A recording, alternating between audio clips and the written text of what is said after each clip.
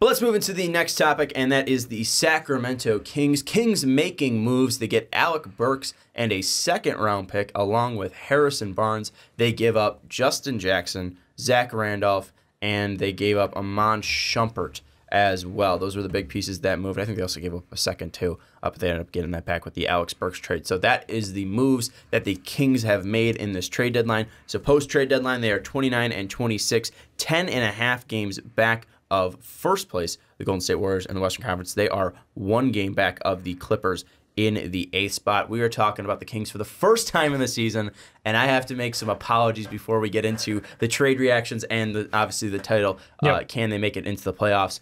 This has been a team that I think we've been given love ever since the De'Aaron Fox pick.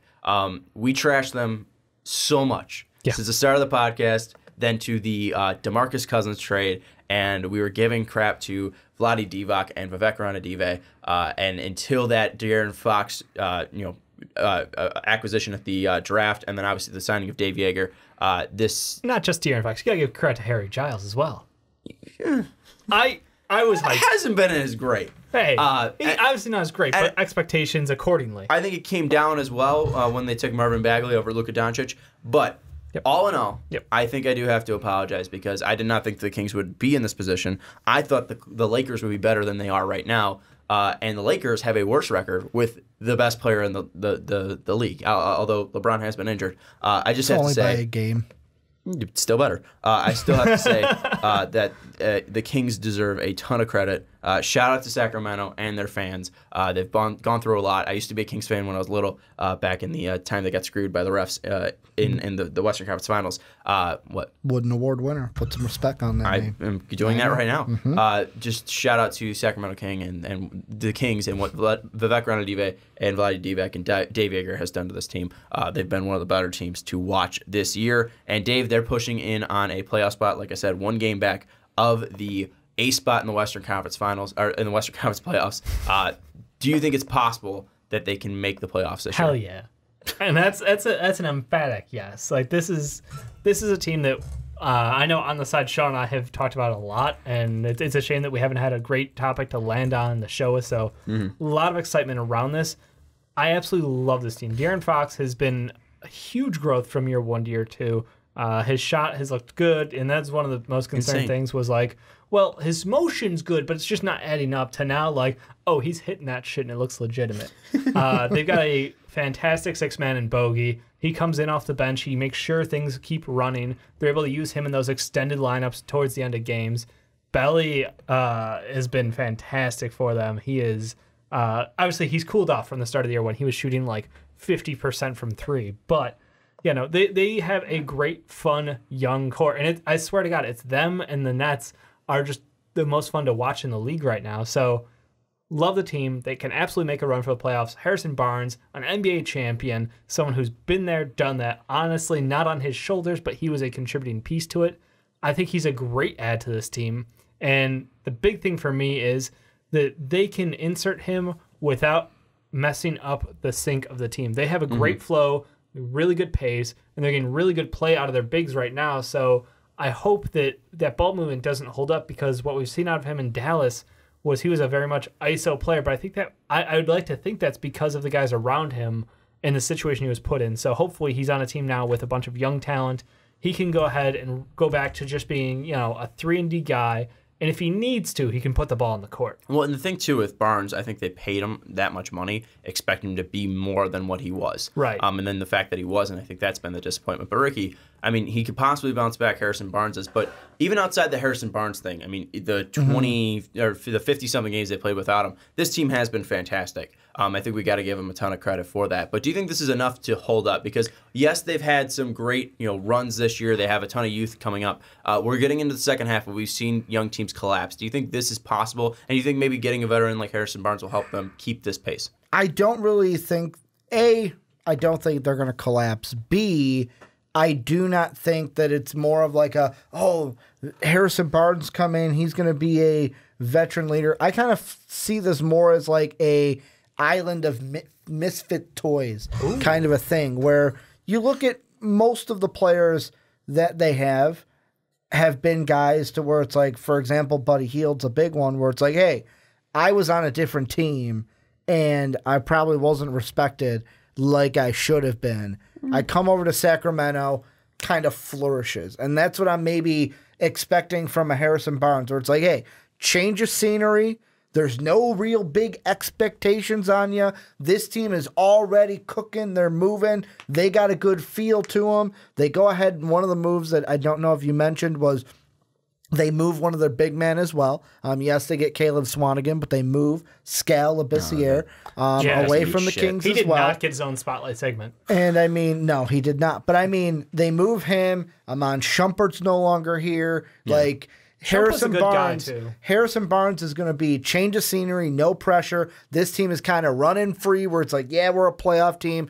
I feel like he's going to have a good time on this team, and because of that, he's going to be a little bit more loose, and we could see a better Harrison Barnes with the Kings. I think a huge thing about Harrison Barnes, too, is just him getting in his head ever since that finals where he couldn't hit anything. The brick lane contest? Yeah, so I think that's been something, too. I don't know if he's going to be able to get out of his head because, maybe he even gets to the part where you're overthinking things, and you're like, well, this is going to be a fun, loose team, and I gotta, I gotta come in, and I'm still making a ton of money. I'm the guy who's making the most money on this team. I gotta produce.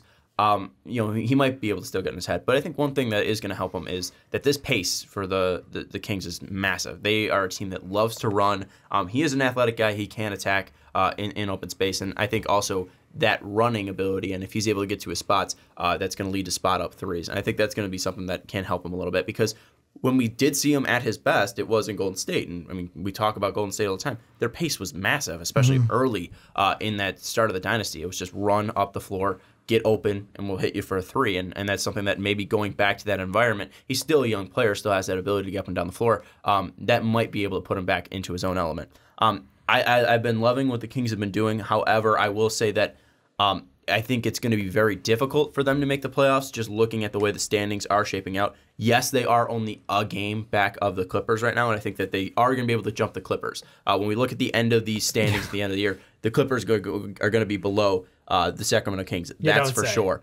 But it's really the team that's behind them in the Lakers that's the biggest question mark because, yes, they've been playing better than the Los Angeles Lakers have been, but LeBron James hasn't been on the floor for the whole season. And I think the biggest thing with this is you look at what the Lakers were when LeBron was fully healthy, and the Lakers at their best and at their healthiest is better at the Kings' best and at their healthiest. And I think that's going to end up deciding it is that LeBron is a machine. The fact that he had a groin strain is shocking. That's his first injury in forever, and it's shocking that it happened after him playing like 3 straight years of 82-plus games. And forever's not a parable there. It's the truth. He's never been hurt for any expended period of time. I think he had like a couple stints in Miami who he played like 62 games. Well, that's the most. Cramps. The cramps are the last thing I remember immobilizing LeBron. Yeah, so and I don't think he's going to be immobilized again. And this is a team that, again, still has LeBron, so they have the ability to win any game with him in that. So I think that that's going to be the biggest test that they have. And then it's really, can like the Spurs fall down? Can the Jazz fall down? Can the Rockets fall down? Can the Blazers fall down? I think the Blazers are pretty locked out. I think the Thunder are locked out. I definitely think the Nuggets are rock solid. With James Harden continuing to put up 30 every single night, I think they're rock solid at 5. Utah has been 20-12 for a very long time now. In their past 32 games, they have been well above 500. I think the Jazz are kind of figuring things out right now. 7-3 of the last 10 on a 2-game win streak, and they have a plus point differential of 3.4, where the Kings have the third worst point differential at a negative 1.5. So I think that it's going to end up coming down to, can they jump the Lakers and stay ahead of the Lakers? And I don't know if they really can. Well, one team you didn't mention, I mean, the team that was down, 21 points at half to the Celtics in the Garden, the second straight LA team to go into the Garden and get the win. I mean, the Clippers, if they keep shocking some people, right now they actually, with this win, knock the Kings out of the playoffs. Like the Kings were in the playoffs, now they're at the 8th seed. What? They're another team. The Clippers. Clippers are already the 8th seed. Clippers are already the 8th seed. Oh, I refreshed my page and changed it. No, I refreshed my page. I started at the top of the thing saying that the Clippers are the 8th seed. We've literally written off the Clippers, though. They are a listening team to this segment that could, they beat Boston tonight. They're a team that could shock, and even, if it's not the Lakers, could be the Clippers. But I think the Kings will be fine, and it'll be between them and the Lakers. I feel like this was just one more time Jerry West giving the Celtics the finger. He's like, guess what? I moved some pieces around. I made your road in the East harder by giving Toby and Bobby up. And guess what? You're not going to get our pick this year because I'm going to lose a bunch of games and get our pick back. But before I do that, the I want Kings to pick is going to be worse. The Kings pick's also worse. And before I do that, I'm going to beat you one more time. Yeah. Like, all praise to Jerry West. After being down by 21, we win by 9. If you had to power 11, rank, I'm sorry. Dave, let's say the Jazz, the Spurs, the Clippers, the Kings, and the Lakers. That's you a had lot to of teams. But it's 5 teams. Yeah, so I know. the I'm Jazz, on a computer. Thank you, Ricky. Do you want to write down? No, I'm No, I good. got The it. Jazz, Yep. Spurs, Clippers, Kings, Lakers. If you had to power rank those rest of the season, where do those teams land? I would say, I mean, if we're starting from an even footing or record right now, Right now. where their town. Right now. Well, no. I mean, like, who do you think, like, from now on will have the best record? So, like, out of the Jazz, I'm going Spurs, with Clippers. the Lakers at 1, the Jazz at 2, the Kings at 3, Spurs at 4, Clippers at 5. I think the Spurs have been overplaying. Like, I did not expect Bryn Forbes to obviously show out and be an absolute stud behind the three-point line. DeMar DeRozan's shooting has become cancerous from the outside, and I don't expect them to hold up. I really don't. They're on a 4-game losing streak I know, right now. and they need to keep losing. Yeah, then they're a game and a half back of the Kings. So, are you saying the Kings can make the playoffs? I am. So you're saying the Spurs are I think the falling out. Spurs and Clippers out, Kings and Lakers in, potentially the Lakers jumping the Kings in that aspect, but I don't care because the Kings are going to get in. Well, and the Lakers jumping the Jazz too, right? I don't know if they're going to jump the Jazz. Okay. Because the differential is 2.5 right now. That one will be close. I think that, I mean, I agree that Because I was just asking The the power LeBron rankings. James You are said good. Lakers, then Jazz. That's why I the asked. LeBron Jameses are good, but I don't know that they can make up that gap. The LeBron and especially Jameses? if LeBron James needs another rest game in between some things. Well, and also, to close too, out the year. if one of those losses that the Lakers end up suffering is to the Jazz, that's even going to put them back a little bit further. Yeah. Which could be detrimental. I like the Jazz. They're in a really good position at this point. Ricky, I'm going to ask you the same question. Power rank those bottom 5 teams. I'm going to go ahead and go Jazz at 1, Lakers at 2, Kings at 3, Spurs at 4, Clippers at 5. Why, That's my guy. Why the Spurs at 4 for both of you guys? Because what I will say is, yes, they've been struggling of late, but we also saw how bad this team was to start off the season, and then they had that jump back up. I think they still have another jump up in them.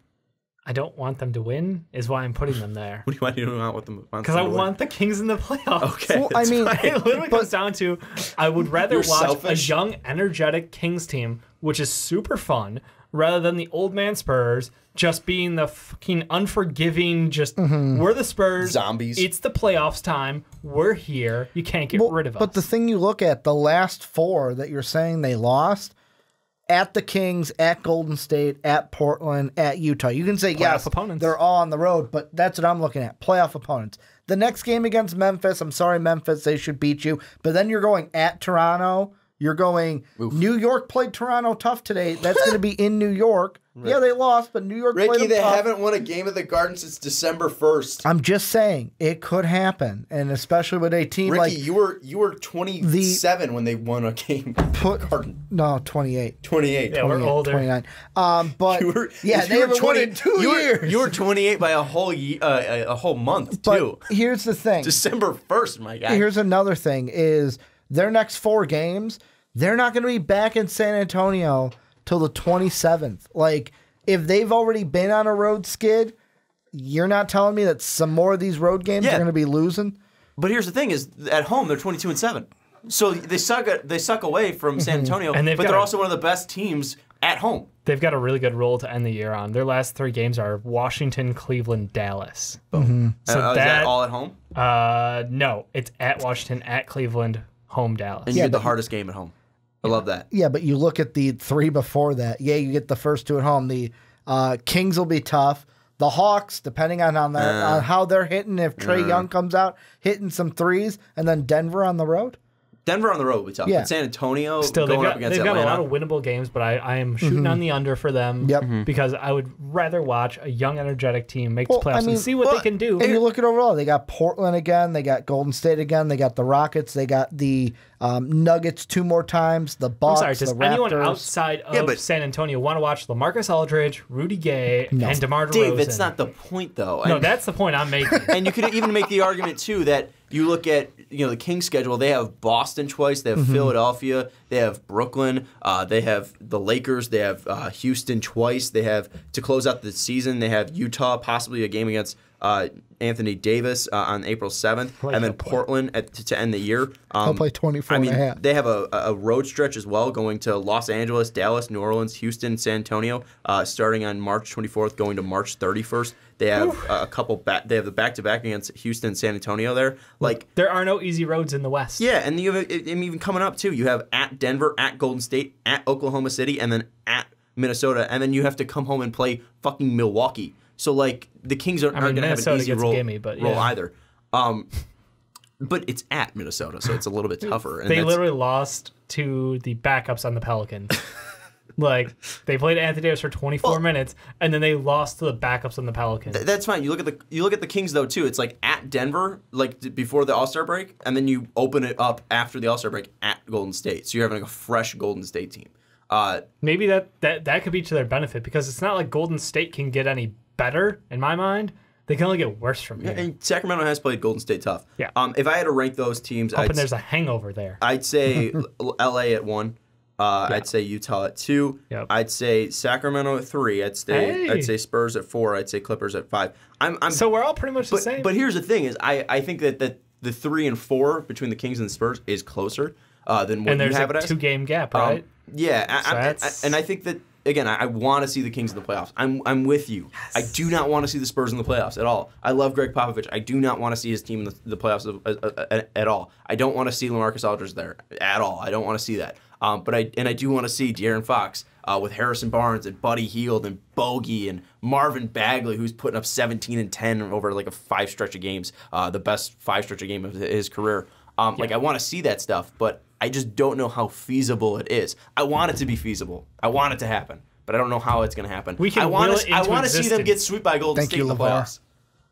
Like, that's what I want to see, but I don't think it's going to happen. If you don't like that, you don't like Kings basketball. And if you don't like Kings basketball, let us know down in the comments below. I want them in the playoffs, but I ultimately don't think it's going to be possible. Although I do like all the moves they made this offseason. We even really talk about the Harrison Barnes thing. I think it's a move that makes sense just because you're not getting a wing who could be a legit starter who could defend. You're not going to use that cap space. It's good for him. Mm-hmm. Change of scenery is going to help Harrison tons. We talk so much about Sacramento now. Good. He was putting up like 18 and like 6. I feel like this is with the Kings. He'll start hitting really good shooting percentages. Hitting his groove more so with the Kings than with the Mavericks. Yeah, and the thing too is like a different role, but he was a good player. You make it sound like he's a reclamation project. No, we're going to talk about that in a second. But he's not worth the $24 million. He's putting up good numbers.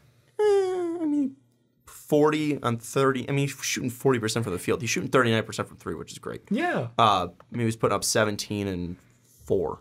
Yeah. 17, 4, and 1. Right. So, I mean, I was a little over, but again, like if he can get better from the field, that'd be great. And he, first game, he's taking a lot of contested shots in the Mavericks. And first game as the King, he played 37 minutes and went 2 of 4 from 3. So again, I just think that it's going to be interesting to see how he really takes off. But again, he's not a guy that they would have been able to sign in free agency. They go out and get him. They bring him in. They don't have a ton of salary cap that's going to be taken up because they have so many young guys on cheap deals. So I really like the move for Sacramento. But let us know if you like the move in Sacramento, and do you think that the Kings are going to make the playoffs? Let us know down in the comments below.